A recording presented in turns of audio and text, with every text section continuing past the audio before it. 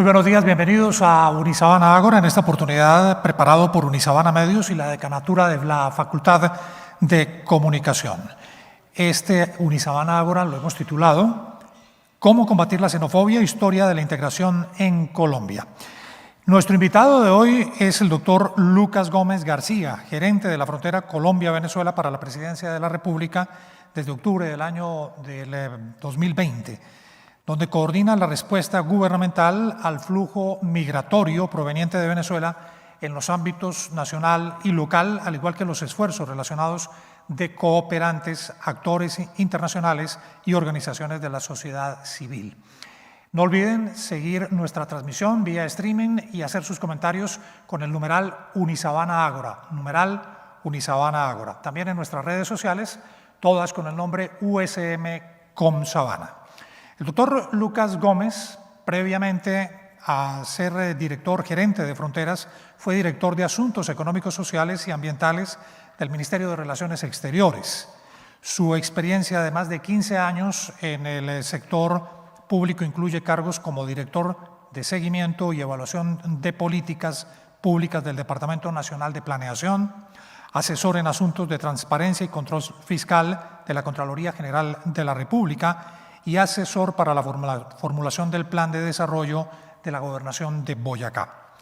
Adicionalmente, ha asesorado en varias capacidades a la Organización Internacional para las Migraciones, el Consejo Noruego para los Refugiados y el Programa de las Naciones Unidas para el Desarrollo, para fortalecer en esos organismos la respuesta de las instituciones en asuntos de desplazamiento forzado y de garantía de derechos de la población víctima del conflicto armado interno.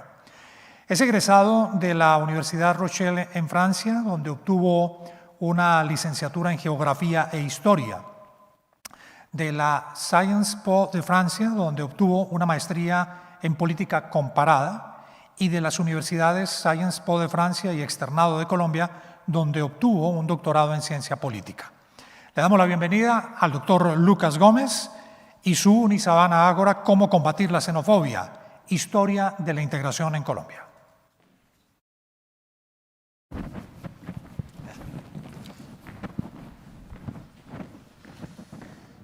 Bueno, muy buenos días para todos y todas. Un inmenso placer estar aquí en Unisabana Ágora para venir a contarles quizás uno de los temas más significativos, más relevantes, no de este gobierno, no de Colombia, sino de la cotidianidad de todos ustedes.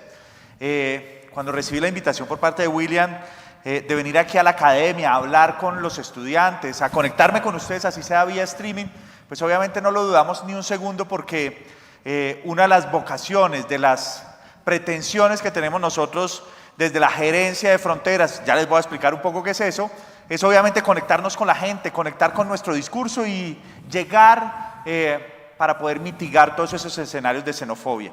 Colombia transformado lo que es como nación gracias a que ha recibido una migración venezolana muy grande.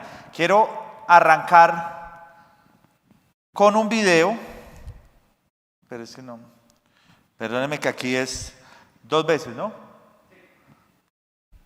Pero es que me pasa la siguiente.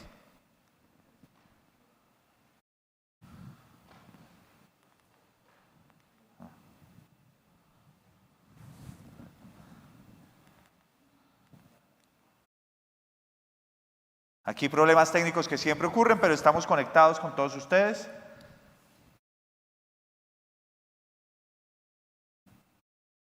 En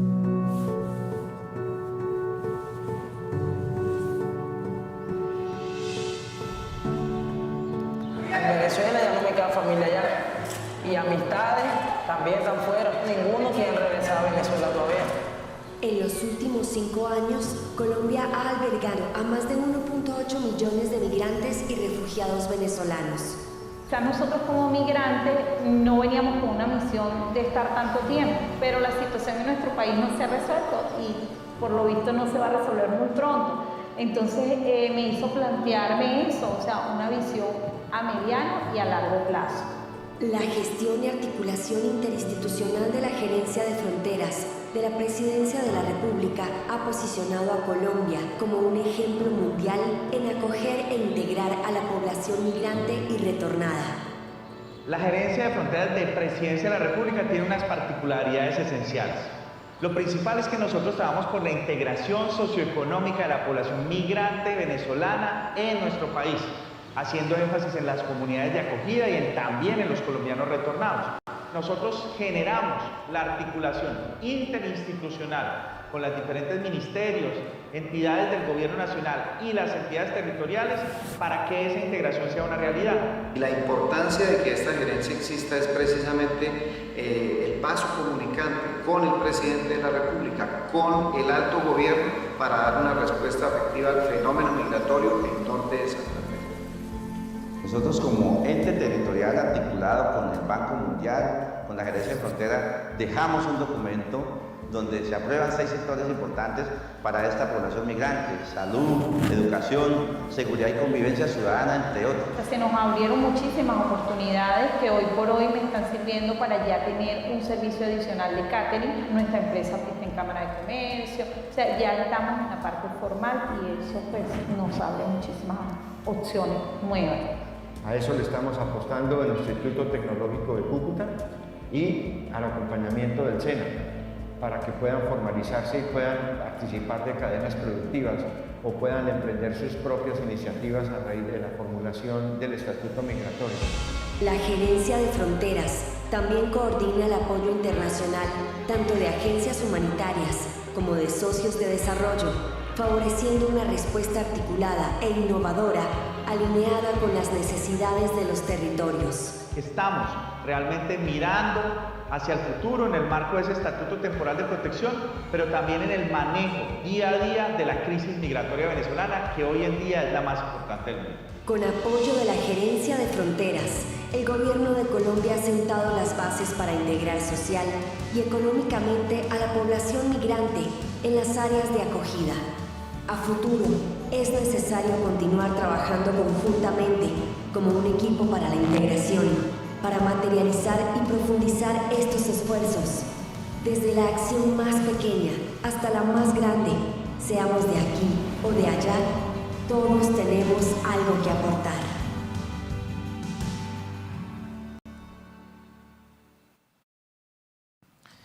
Y justamente seamos de aquí o de allá, todos tenemos algo que aportar. Es algo sobre lo cual nosotros hemos hecho énfasis siempre, y es que cuando uno mira lo que es, a mí no me gusta hablar de crisis, a mí me gusta hablar de lo que es la oportunidad generada por la migración.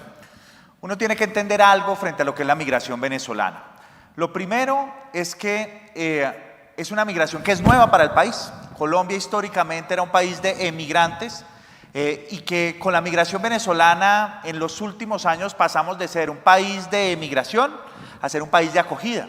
Y quizás el principal país de acogida de estos venezolanos que se han visto obligados a salir de su país, que sin más opciones que buscar alternativas pasando la frontera, pues tuvieron que llegar a alguna parte. Y esa parte, cuando uno mira las estadísticas de los 5.2 millones de venezolanos que salieron de Venezuela, por razones tan simples como que no hay comida, por necesidades, digamos, en temas de salud, por buscar oportunidades para sus hijos con educación, pues lo que vemos es que naturalmente la gran mayoría de ellos, más del 33%, el 34%, decidieron hacer su vida en Colombia. Y eso para nosotros los colombianos significó un cambio de paradigma.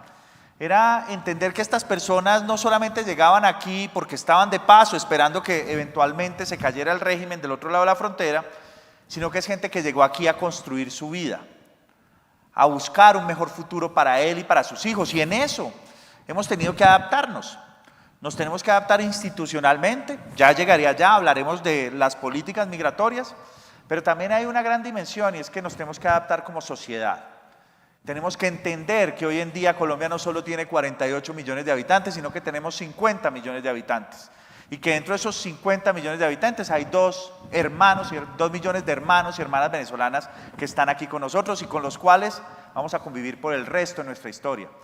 Porque finalmente, inclusive, lo que hemos visto, las estadísticas, El 80% de los venezolanos que hoy en día viven en nuestro país ven a Colombia como su casa.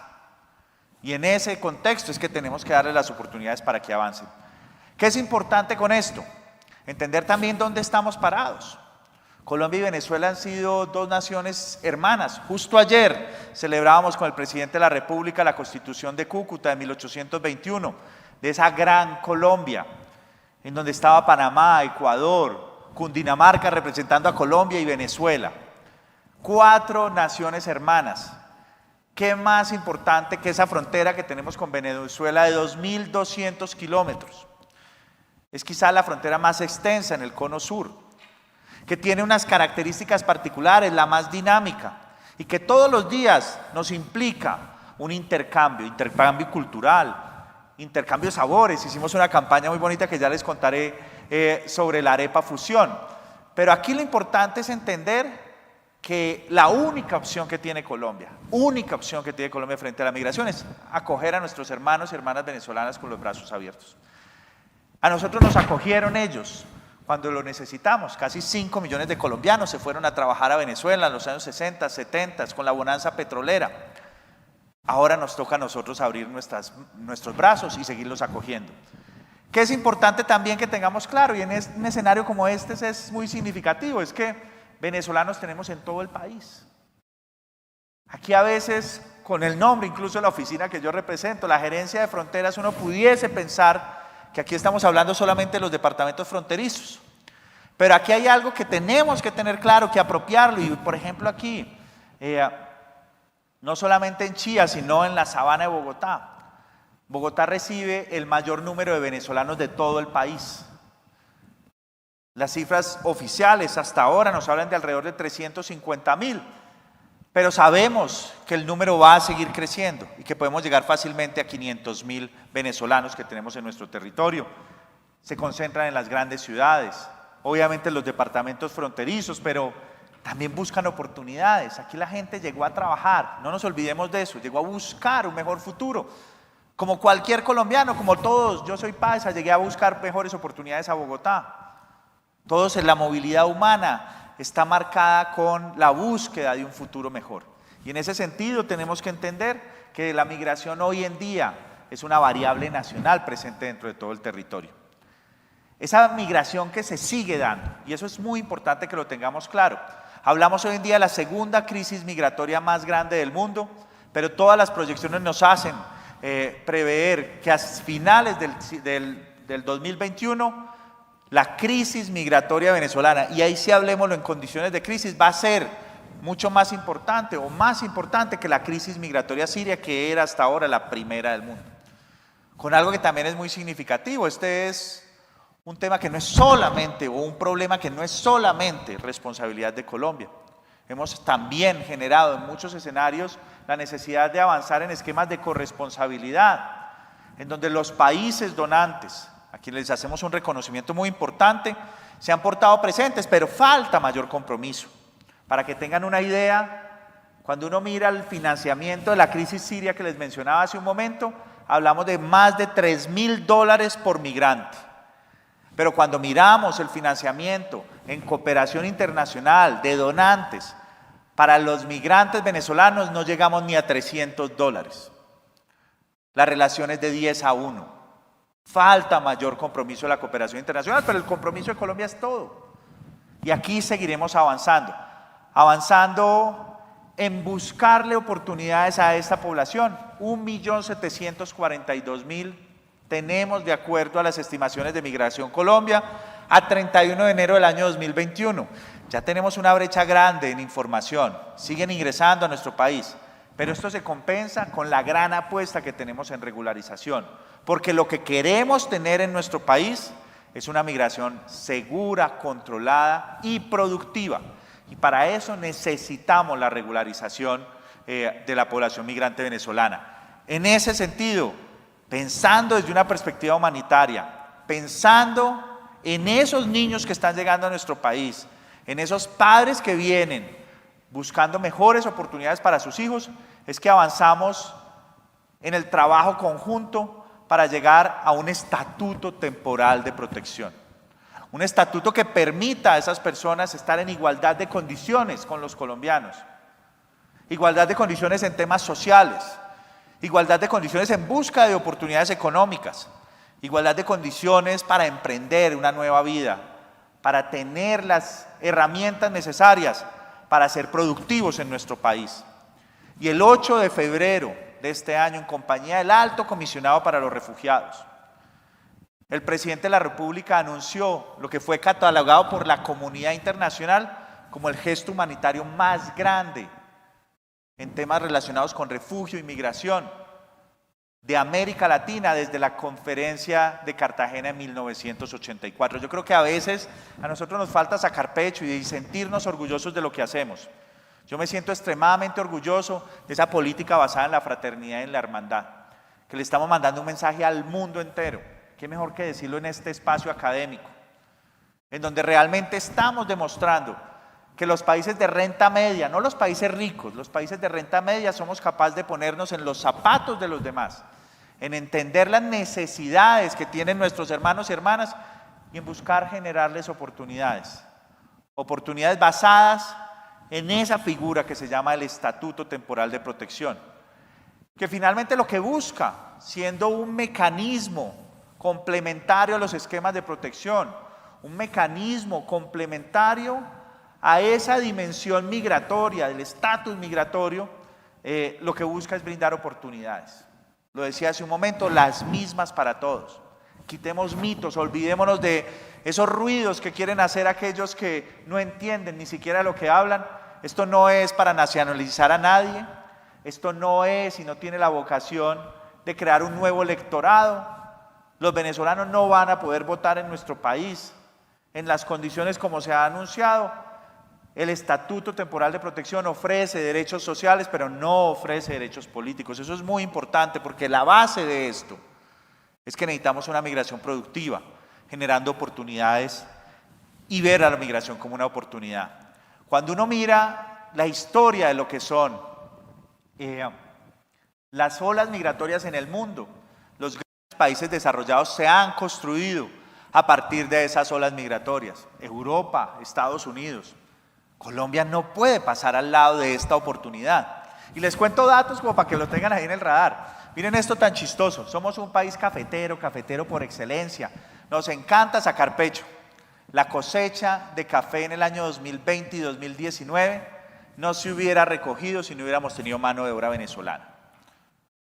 Estamos en una lógica en donde estas personas que llegaron a nuestro país buscando nuevas oportunidades están generando productividad, están produciendo trabajo con su fuerza laboral y están provocando finalmente que el país sea un país mejor, que crezcamos mucho más.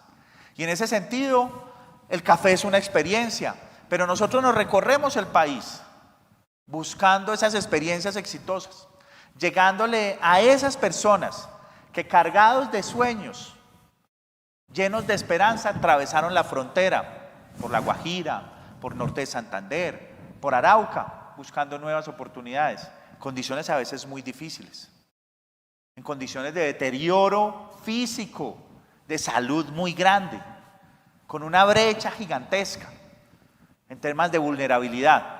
Pero ahí es donde nosotros también hemos hecho un esfuerzo, y cuando digo nosotros no estoy diciendo solamente este gobierno.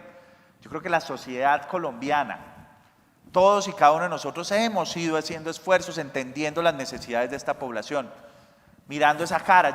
Yo siempre digo que cuando uno conoce a un venezolano, la xenofobia desaparece, que finalmente uno entiende las lógicas y las dinámicas de lo que se ha vivido, que si nos ponemos a pensar, cuando la gente conocía a un colombiano en los años 90, en la primera década del 2000, cuando éramos todos señalados como narcotraficantes, Pablo Escobar, apartamenteros, ladrones, narcotraficantes, el mensaje era, los buenos somos muchos más, ¿no? Y ahí es donde empezamos a generar esa empatía que es tan necesaria. Empatía con el otro, conocer al otro, entender sus necesidades y entender sus sueños. Y es lo que nosotros buscamos, generar oportunidades con ferias de emprendimiento,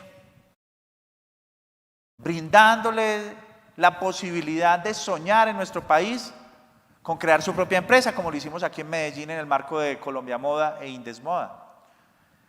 En el marco de experiencias que hemos recorrido por el país, buscando cuál es esa historia exitosa, esa historia humana que nos mueve y que nos permite a nosotros entender que todos los seres humanos soñamos con un futuro mejor para nosotros y nuestros hijos y que todos estamos buscando hacer de Colombia un mejor país. Aquí estamos llenos de emprendedores y miren eso, a mí siempre me ha llamado la atención el tema del emprendimiento. Porque no todo el mundo está abogado a hacer emprendimientos, a ser emprendedor, es un riesgo. Pero cuando uno mira la migración, el simple hecho de migrar, de tomar la decisión de no quedarte como estabas, ya es un primer paso del emprendimiento. Es buscar un futuro mejor, es buscar una oportunidad mejor. Y en ese sentido, Colombia está lleno de país, o es un país emprendedor, y ahí con el presidente de Impulsa nos estamos recorriendo también el país, potencializando a esa nación emprendedora. Pero estamos viendo que en muchas ocasiones esa nación emprendedora está llena también de nuestros hermanos y hermanas venezolanas, que con sus emprendimientos no solamente están generando productividad para ellos, sino que también están generando trabajo para otros. Están produciendo sonrisas, están produciendo mercancías y están produciendo y aportándole a la productividad del país. Cuando uno mira un poco las estadísticas y las proyecciones, desde el punto de vista del aporte que hace, ya hoy en día hace casi 2 millones de venezolanos, al consumo ya estamos hablando de puntos porcentuales del PIB. Un aumento de consumidores, incluso con productos que no teníamos. Yo hablaba con el presidente del Grupo Polar hace unos pocos días y me contaba cómo en estos últimos años ha tenido que duplicar su producción, crear una nueva planta para hacer harina pan. Porque los colombianos comíamos nuestras arepas molidas, pero los venezolanos hacen la arepa con la harina en sus casas. Y ya hay muchos colombianos que estamos haciendo la arepa con la harina molida. Esto hace que es un aporte, no solamente para el venezolano, recordemos esto, sino un aporte para la productividad del país, para los colombianos. Y en ese sentido, nosotros hemos apostado por esa oportunidad, pero claro, nos quedan muchos retos. Y los retos no son pocos y los retos no son fáciles. Pero aquí tenemos que seguir. Uno, mandando un mensaje de no estigmatización y no xenofobia. Yo no sé si ustedes vieron, esto hizo un poco eco, este mensaje de un niño que nos partió el corazón. El mensaje del niño que dice que a veces nadie quiere jugar conmigo por el hecho de ser venezolano. Pongámonos en los zapatos de ese niño. Pongámonos en los zapatos de ese niño que ve a los otros jugando y que nadie quiere jugar con él por el simple hecho de ser de una nacionalidad. Eso es algo que nos tiene que conmover a todos, que nos tiene que mover el alma a todos. ¿Saben? Por algo tan simple como que también nosotros lo vivimos. A los colombianos también nos estigmatizaban. A los colombianos también nos decían que éramos la paria de la humanidad. Violentos por naturaleza, hasta decían por ahí. Yo creo que aquí tenemos todos que hacer una reflexión, porque esto, lo que vemos aquí, no son los niños tomando decisiones de no jugar con un niño venezolano. Es la sociedad que genera un contexto que va excluyendo a esa población migrante venezolana. Por eso, con temas de seguridad, nosotros hemos sido muy enfáticos, una campaña muy bonita de lucha contra la xenofobia, que necesitamos que en una facultad como esta de comunicación nos ayuden a potencializar ese tipo de historias o ese tipo de mensajes. Porque aquí está claro, la criminalidad no tiene pasaporte. Tenemos que ser enfáticos en eso. Los delincuentes no son colombianos o son venezolanos, los delincuentes son delincuentes. Y cuando se hace la estigmatización de una población en específico, yo siempre lo he dicho, y es que a quien le hace daño esos mensajes no es al ladrón, al delincuente. A quien le hace daño esos mensajes es al niño que está en el colegio y con el cual no quieren jugar con él. No podemos permitir que esto se llene. No podemos permitir que tengamos panfletos en nuestras ciudades que estigmaticen, que señalen, que amenacen a nadie. Y en ese sentido tenemos que seguir, este es uno de los grandes retos, contando las historias exitosas, conociendo las historias humanas de esa gente que llegó a nuestro país a soñar, que está buscando nuevas oportunidades. Aquí hay una herramienta muy bonita que a mí me gusta hacerle todo el reconocimiento y es el barómetro de la xenofobia. El barómetro de la xenofobia es, digamos, una pequeña institución que tiene varios aliados, pero que hace un seguimiento constante a lo que hoy en día marca la comunicación, William, las redes sociales. Y vemos cómo cada vez que hay un pronunciamiento de esos estigmatizando, hay un aumento de menciones xenofóbicas frente a la población migrante venezolana. Un incremento del 610% en algunas de las mediciones que vimos con mensajes de odio y xenofobia frente a los venezolanos. Y yo cada vez que escucho a alguno de nuestros mandatarios que sale y se le, vamos a decirlo así coloquialmente, se le zafa la cadena, a mí me angustia porque esto es lo que vamos a encontrar. Pero ¿cuál es la receta mágica contra esto? ¿Cuál es la fórmula contra esto? Contar historias exitosas. Y cuando uno cuenta historias exitosas, yo estoy convencido, no estoy convencido, se los voy a demostrar, tenemos más impacto que la historia xenofóbica, que la historia de estigmatización. Hemos lanzado unas campañas divinas, tenemos unos aliados extraordinarios, el gobierno de los Estados Unidos a través de USAID, agencias, organizaciones, Acdivoca, el Banco Mundial, el Programa Mundial de Alimentos, todos nos queremos sumar acá. Aquí lo que generamos, y quiero convocarlos a ustedes a que hagan parte de esto, de un equipo por la integración, en donde mostremos estas cosas que nos unen. El año pasado hicimos, en el marco de lo que fue el mes de la arepa, el Día Internacional de la Arepa es el 11 de septiembre, y recuerden que frente a la arepa siempre ha habido una cosa: la arepa es venezolana, la arepa es colombiana. Yo lo que he llegado a la conclusión después de haber hecho el Festival Arepa Fusión durante todo el mes de septiembre de este año es que la arepa no es ni venezolana, la arepa no es colombiana, la arepa es nuestra. Es latinoamericana, es colombo-venezolana, es de todos. Y es algo que nos une y que nos tiene que seguir uniendo. Hicimos una campaña también muy bonita con la camiseta del otro, para meterle un gol a la xenofobia. Y en el marco del partido que se jugó el año pasado entre Colombia y Venezuela, que ganó Colombia 1-0, nos pusimos la camiseta de los venezolanos. Porque es que ahí no tiene por qué haber rivalidades, por ahí no tiene que haber dificultades. Y le hemos apostado a esas historias humanas. Hicimos un Festival Arepa Fusión que no solo provocó identificar emprendimientos, historias humanas, historias exitosas, extraordinarias, sino que nos permitió hacer una medición de un incremento de más del 2000% en mensajes positivos. Yo en mis propias redes sociales recibo un montón de mensajes, a veces xenofóbicos, por la labor que estamos haciendo desde el gobierno nacional, por el compromiso que tenemos nosotros por la integración socioeconómica de la población migrante.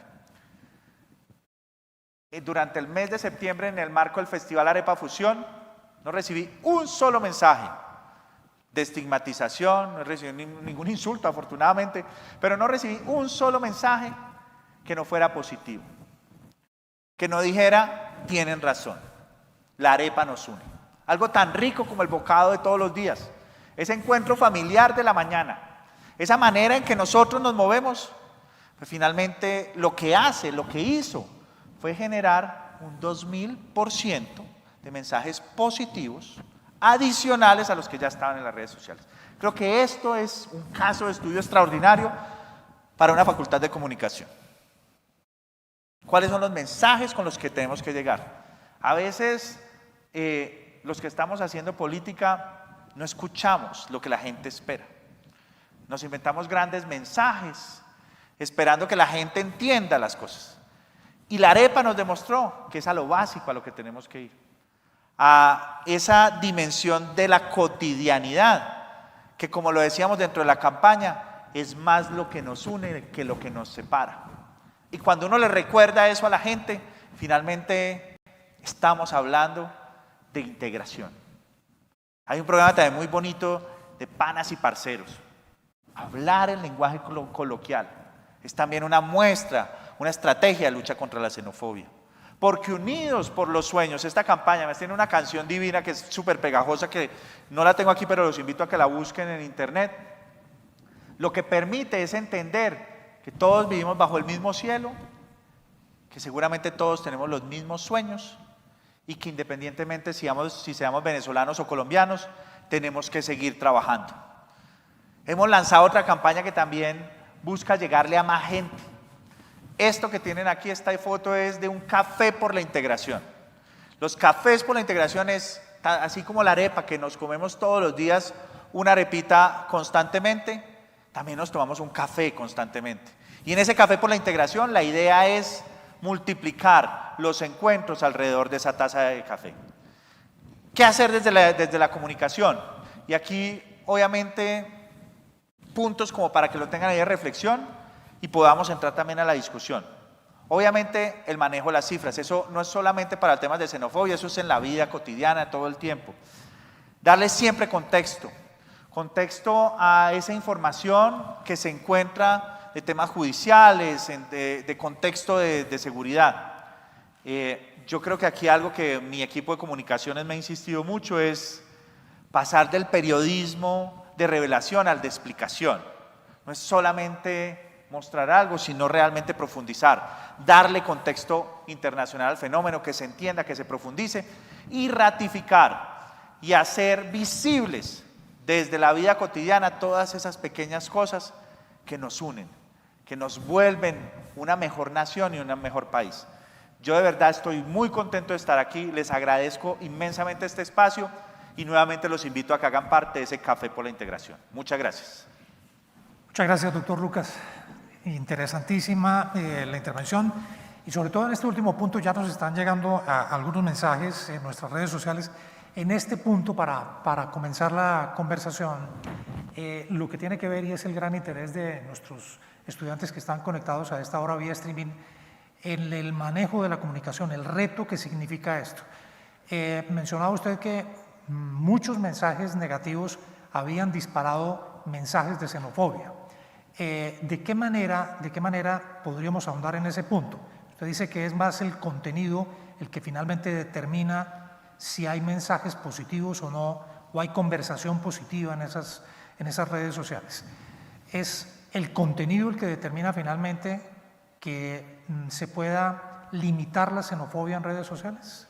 Pues William, aquí yo creo que es una combinación de cosas. Obviamente el contenido es clave, hay que entender la noticia, entender digamos el hecho que se manifiesta, pero también aquí hemos siempre hecho un llamado a la responsabilidad de nuestros gobernantes. Yo creo que aquí es muy importante un compromiso de todos frente a la no estigmatización y a la no xenofobia.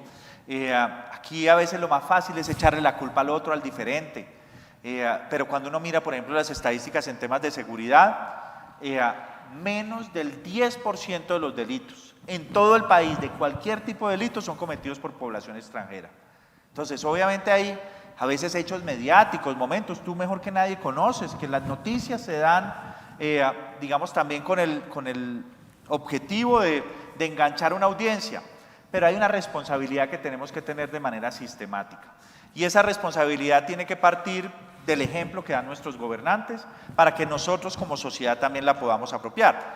Por eso, en una facultad como esta, yo el mensaje que le dejaría a los estudiantes es obviamente siempre doble chequear, siempre entender las motivaciones y adicionalmente, pues obviamente generar un pacto. Yo estoy hablando mucho del pacto, William, en el contexto incluso electoral en el cual nos encontramos. Yo tengo mucho miedo de lo que va a ser nuestra campaña hacia las elecciones del 2022, porque es que esos mensajes que veíamos ahorita de xenofobia, es muy populista decirlo. Es muy fácil atraer aplausos cuando uno con mano dura o supuesta mano dura manda mensajes de estigmatización y xenofobia, lo vimos en Perú. Aquí tenemos que crear una dimensión de pacto político entre los actores y de pacto social como sociedad para evitar que vaya a haber una deriva en nuestro país, que siempre ha sido un país que acoge. Recuerden que hace menos de 5 años nos sentíamos orgullosos que viniera la gente a visitar Colombia. Hoy eso no puede cambiar y no podemos estigmatizar a los venezolanos. ¿Hay algún tipo de estudio, doctor Lucas Gómez, con relación a qué tipo de población es la que más xenofobia genera en esas conversaciones en redes sociales? ¿Algún margen de edad? ¿Son más radicales los jóvenes? ¿Somos más radicales los mayores? ¿Hay regiones de Colombia donde el fenómeno es más fuerte, donde se rechaza más a los venezolanos que a otros? ¿Algún tipo de estudio en ese sentido? Mire, nosotros estamos trabajando en una aproximación con el Barómetro contra la Xenofobia y con el Banco Mundial para poder aterrizar esas estadísticas, porque obviamente tenemos algunas ideas. Uno, obviamente una ciudad tan grande como Bogotá concentra en muchas ocasiones esos mensajes.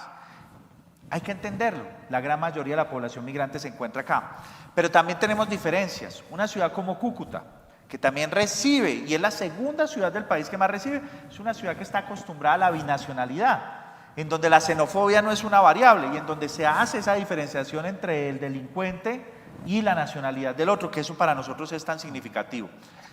Otro elemento que nosotros hemos visto y que nuevamente en un espacio como este, hablándole a los jóvenes, es tan importante, es que las juventudes generalmente no son xenófobas. Cuando uno les abre la mente a los jóvenes, generalmente se entiende. Lo que pasa es que estamos en un momento complejo. La pandemia finalmente no solamente nos cerró las puertas, sino en ocasiones nos cerró el mundo. Y lo que necesitamos es volver a abrir esas puertas, volver a mirar hacia el futuro y entrar en intercambios y en compromisos. Quisiera ahondar en la parte de los retos. Aquí hay una pregunta bien interesante, doctor Lucas, y tiene que ver con los retos. ¿Cuál es la mayor dificultad con la que se encontró su despacho para sensibilizar a la gente frente al tema de la xenofobia? ¿Encontraron de pronto ya matrices de pensamiento que estaban determinadas, que había poblaciones de colombianos que de entrada consideraban que los venezolanos eran delincuentes, generaban situaciones difíciles en el país? ¿Cuál era el reto más complicado para sensibilizar a los colombianos? No, miren, aquí ha habido como diferentes dimensiones, porque lo primero es la pandemia. Yo vuelvo e insisto que fue un traumatismo social gigantesco. Colombia estaba absorbiendo bastante bien la migración que estaba llegando al territorio, absorbiéndola es brindándole oportunidades, trabajo, pero la pandemia pues nos afectó a todos. Los que estaban en primera línea de afectación fueron la población migrante. Entonces eso los llevó a un escenario de vulnerabilidad incluso mayor que el de los colombianos. No queremos decir que los colombianos no estaban vulnerables, pero aquí hubo un deterioro bastante grande que incluso provocó el retorno de casi 150.000 migrantes a Venezuela, pensando que allá las condiciones iban a estar mejores que acá. Lo que se encontraron es que allá las cosas no habían cambiado y que la pandemia no benefició a Venezuela, y entonces un retorno de esas personas. Pero lo que sí es claro aquí es que, digamos, en esas proyecciones que nosotros hacemos, es primero un gran desconocimiento que hoy en día, con la acentuación de esa vulnerabilidad, lo que ha provocado es que sea mucho más visible la persona que te pide en el Transmilenio, mucho más visible la persona que te pide algo, y que está haciendo que haya como una suerte de señalamiento a esa, digamos, vulnerabilidad del migrante. Lo que nosotros queremos es combatirlo, no solamente ayudándole a estas personas a cerrar la brecha y a no ser tan vulnerables, sino a demostrarle a todos que aquí hay un montón de historias exitosas de gente que llegó. Yo a veces hablo hasta del sueño colombiano. Llegó con 50.000 pesos en el bolsillo y hoy en día abrieron algún restaurante, abrieron algún puesto de arepas, abrieron algún emprendimiento en el cual están consiguiendo, pues no solamente subsistir, sino generar productividad alrededor de ellos e incluso generar empleo a la población colombiana. Nos preguntan en las redes sociales, doctor Lucas, entendemos que la migración venezolana es reciente y que el país atraviesa un proceso de adaptación a esa realidad. ¿Qué riesgos tenemos si eventualmente predominara la xenofobia a lo largo del tiempo? ¿Qué impacto tendría eventualmente en nuestro país, en esta comunidad? No, miren, esto es algo que a todos nos preocupa, obviamente, y cuando uno mira los escenarios internacionales en donde países que se han construido a base de la migración también tienen manifestaciones xenófobas, pues obviamente es algo que tenemos que buscar combatir, como se combate en Europa, como se combate en Estados Unidos. Pero lo que estamos convencidos, y es el mensaje que siempre mandamos, es que, digamos, esa visión de puertas abiertas se impone siempre frente a la xenofobia. A veces son muchos ruidos, y lo vemos, las estadísticas que les traje. Puede que incrementemos 600% después de una declaración las menciones xenófobas o de odio frente a los migrantes. Pero también si contamos las otras historias, y ahí también un compromiso que esperamos de estos futuros comunicadores, si contamos esas historias exitosas, pues lo que tenemos es un incremento del 2000% de menciones positivas. Entonces los buenos somos muchos más que aquellos que estigmatizan y utilizan xenofobia. Volviendo al tema político que usted mencionaba al comienzo, aquí hay un uso político del migrante venezolano. Se está usando como arma política. Hay mandatarios, lo advierte usted, que están utilizando al venezolano, al migrante venezolano, como arma política para generar xenofobia. Yo diría que más que como arma política para generar xenofobia, lo están utilizando para excusar algunas debilidades que tienen en sus gobiernos, en su actuación. Eso es lo más fácil, William. Eso no pasa solamente aquí en Colombia, eso pasa en el mundo entero. Es mucho más fácil echarle la culpa al otro que asumir las responsabilidades y los problemas que se tienen a nivel interno. Yo creo que políticamente es algo que nuevamente puede ser muy populista utilizarlo, porque desafortunadamente hay gente que se ve afectada, que se siente que ha perdido oportunidades en un momento como el nuestro de pandemia y que tal vez por desinformación, por posiciones personales cree que la causa es tener migrantes en su territorio, entonces eso para el político de turno le puede servir un montón. Pero lo que vemos es que a mediano y largo plazo esos discursos pues no tienen el impacto que incluso muchos de estos políticos esperarían, y sobre todo que el hecho de contar historias exitosas baja bastante esa propensión que pueden tener algunos a hablar de xenofobia. Otra pregunta, doctor Lucas. Sin ir al extremo de la xenofobia, ¿cómo abordar los casos de inseguridad protagonizados por los venezolanos que a diario ocurren en las calles? No se puede caer en censura y negación. No, estamos totalmente de acuerdo. Y aquí no hay que negar absolutamente nada. No hay que censurar tampoco y no hay que pensar que vamos a esconder los casos de aquellos migrantes que se portan mal. Eso es, digamos, eso es una realidad. Y para eso es lo que estamos trabajando. Es que todo el peso de la ley les tiene que caer. Pero nuevamente, no es porque sean venezolanos que les tiene que caer el peso de la ley. Es porque son delincuentes. Porque están cometiendo un delito.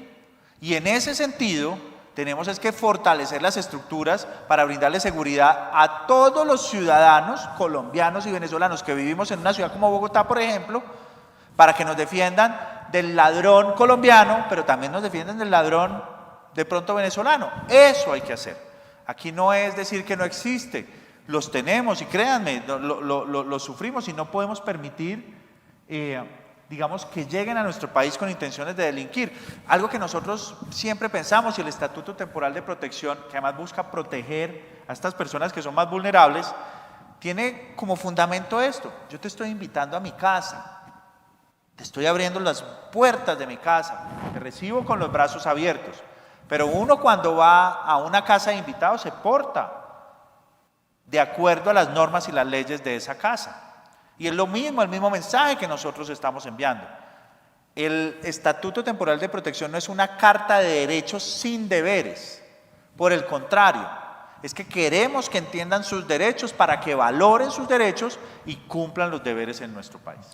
Veíamos, doctor Lucas Gómez, en su intervención que la tarea está muy enfocada a sensibilizar al colombiano, a buscar puntos en común con los venezolanos con el propósito de que no los rechacen y les permitan vivir en Colombia quienes han tenido que huir de Venezuela. Hay una pregunta aquí bien interesante y es: ¿qué gestión se está haciendo para facilitar que los migrantes venezolanos vivan en gratitud con Colombia y nos vean como aliados? Pues yo les voy a contar esto porque es que yo lo vivo todos los días. Hay muchísimos, la gran mayoría están inmensamente agradecidos con Colombia. Dos ejemplos claros que pueden a veces hasta parecer tontos, pero claros. El primero, muchos comerciantes que estaban en la irregularidad no solamente de su estatus migratorio, sino irregularidad en temas de formalización. Lo primero que me dijeron es: yo quiero el estatuto temporal de protección para empezar a pagarle impuestos a este país que me recibió. Yo creo que ese es un mensaje extremadamente potente. Y el segundo es, día a día, mujeres embarazadas, niños que encontramos.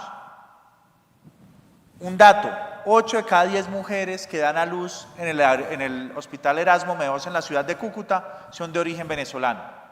Esos niños que nacen ahí nacen con la nacionalidad colombiana porque están en riesgo de apatridia.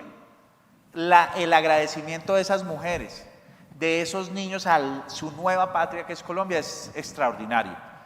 No hay que pensar en un mal agradecimiento, hay que pensar realmente en que aquí estamos brindando tantas oportunidades que la inmensa mayoría de población migrante venezolana está agradecida con este país. Está agradecida no solamente con el gobierno de Iván Duque, no solamente con los gobiernos territoriales, está agradecido con el pueblo colombiano que nuevamente la inmensa mayoría los ha acogido de buena manera. Nos preguntan qué medidas de integración deberían adoptarse con respecto a los niños venezolanos. Bueno, mire, ese es algo que es muy importante, porque la niñez siempre tiene que estar primero, lo dice nuestro Plan Nacional de Desarrollo, los niños y las niñas primero, es un fundamento básico, nuestra Carta Constitucional lo establece, y aquí se han hecho grandes esfuerzos. Hoy en día hay 472.000 niños y niñas en nuestro sistema de educación. La escuela republicana, un poco incluso al estilo muy francés, que forma en valores, que forma en derechos, pero que también forman deberes, tiene que ser el vehículo para esa integración de estos niños y niñas. Y aquí hay que trabajar con la diferencia como una oportunidad y como una riqueza para el aprendizaje. Nosotros estamos haciendo unas campañas muy bonitas y nuevamente vuelvo al mensaje que les decía al inicio. Ese niño que escribe que los niños no quieren jugar con él porque es venezolano, no es porque su entorno de los niños hayan decidido que él era venezolano y que no se jugaba. Es que nosotros los grandes somos los que le transmitimos a nuestros niños una visión de la vida o de estigmatización que tenemos que combatir y ahí tenemos que trabajar. Porque cuando uno ve el intercambio que hay entre los niños, generalmente no hay ni colores de piel, ni etnias, ni religiones, ni nacionalidades. Solamente hay niños jugando, entendiéndose y compartiendo. Así que en eso tenemos que buscar todos los mecanismos para seguir protegiendo a los niños que más lo necesitan y crear espacios protectores, lugares sanos dentro de nuestras instituciones educativas. Doctor Luca Gómez, muchas gracias por habernos acompañado y haber aceptado esta invitación de Unisabana Ágora y de la Facultad de Comunicación de la Universidad de La Sabana. No, William, un agradecimiento inmenso a ustedes por permitirnos a nosotros contarles lo que estamos haciendo. No solamente lo que ocurre en nuestro país, sino esos grandes retos que nos quedan a nosotros en temas de comunicación, en temas de lucha contra la xenofobia.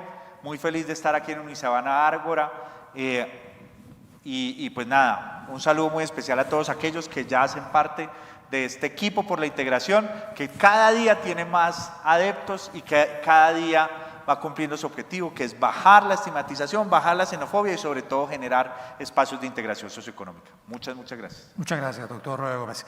Los invitamos a todos ustedes a estar muy pendientes de nuestro próximo Unisabana Ágora que va a realizar el Departamento de Audiovisual en la semana del 26 al 28 de octubre durante la Semana de la Comunicación y el FIA Fest. Este será el Unisabana Ágora con el que cerraremos nuestro ciclo de este semestre. El próximo año ya vendremos con un nuevo Unisabana Ágora 2.0, versión 2.0, estén muy pendientes. Muchas gracias a todos, una feliz mañana.